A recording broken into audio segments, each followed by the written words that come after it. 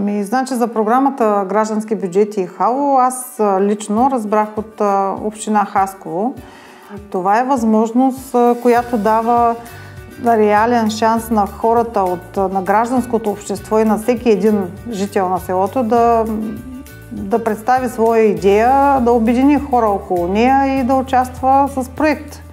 Де-факто тези проекти, ние с които участвахме, бяха след дискусия с така масовите жители на селото, така че това е просто възможност за участие на хората в изпълнението на граждански инициативи, така да се изразя. Смятам, че е ползотворна работата и на екипа, и на общината. Те работят съвместно и ние така се пообединихме около тия проекти, така че мисля, че са добре. Комуникацията се осъществява посредством ние, като експерти в община Хасково. Популяризираме тази програма и уведомяваме всички кметове на кметства в територията на община Хасково. И ние като посредник между общината и програмата за граждански бюджети я представяме в всички нейни детайли и се стараем да достигне до всички хора в по-малките населени места. Хубавото на платформата Граждански бюджети е в самото гласуване, например.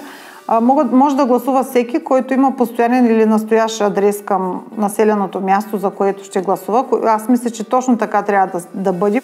Доброволци за инициативата успяхме да ангажираме с различните видови проекти. После се обединихме конкретно към този, който спечели.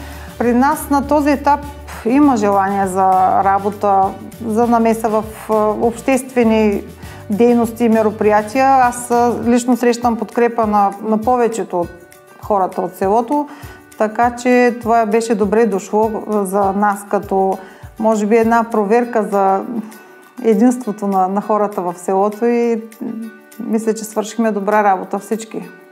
Винаги сме готови с бъдещи проекти.